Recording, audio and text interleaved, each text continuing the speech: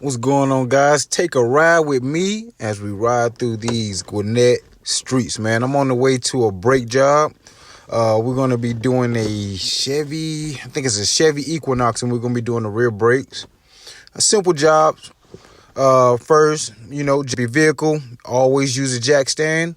Always use a jack stand for safety, guys. I cannot stress that enough. Do not get up underneath a car without a jack stand. Okay, the first thing you want to do is take off your lug nuts. I do have a drill on this one, impact on this one. It will be a 22. So you're going to take off all 5 of your lug nuts, set that tire to the side. We want to go ahead and grab our 14 millimeter wrench. And we're going to get this, just take off this one bolt back here on the back. You can see that other bolt will spin sometimes. I just got a pair of vice grips, to keep it from moving. I'm using one hand right here, so you can see me kind of struggle a little bit, but it was definitely doable. You don't want to go too crazy tight with the vice grip. Flip that brake caliper up, and you can go ahead and slide that sliding pan out as bore. Go ahead and take off your old brake pads and also your brake hardware.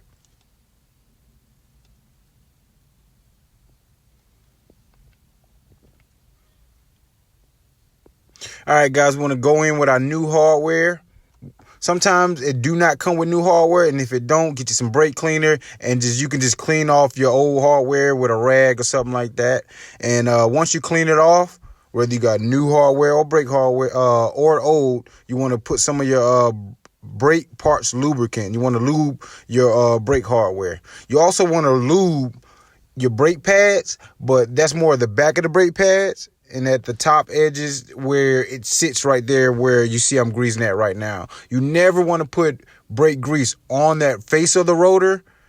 And you can see right there, I'm greasing the sliding pan also. And right here, I'm showing you the other sliding pan that has to come out and get greased, just like I did that other one right here. Okay, so make sure you grease both sliding pans. And like I said, you never want to get grease on the face of the pad. Here, I'm showing you where you do want to put the grease at, right there at the top. Right there at the bottom, right there, and also in the middle, where the caliper will be touching that.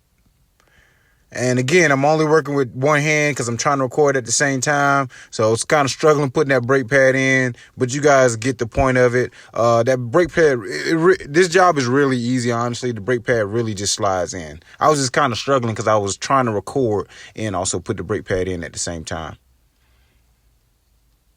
All right, got our brake pad in, put a little bit more lube right there, front and rear, just to give you guys an example where you're putting that brake grease at. And it's just as simple as that, man. Of course, we want to slide our caliper back. Before you push this caliper back, you want to take off your brake cap. Again, take off your brake cap before you press this caliper back.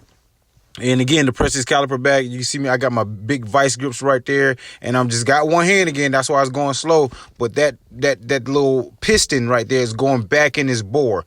So when the piston go back in this bore, it'll allow you to put this caliper back on.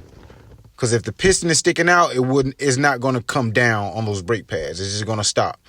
So that's why you push those pistons back. Look, you push the piston back because you can, boom, you put it on just like that.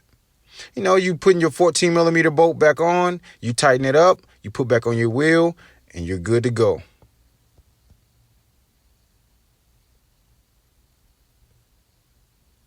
So again, guys, I definitely want to stress, you do want to take off your brake fluid cap, which is under the hood, before you press that piston back. I didn't do it in the video, but I definitely want to stress it a couple times to take off that, and then remember also to put it back on, Go ahead and put it back on your tire. And you want to hand tighten. If you have an impact, you definitely want to hand twist your bolts on. Do not go on with the impact like it's NASCAR or something like that, because you can cross thread those bolts. Once you put those, tighten your bolts up, let the car down, and I like to go and double check my bolts with I have like a bar or something like that, a breaker bar, and I just go around and double check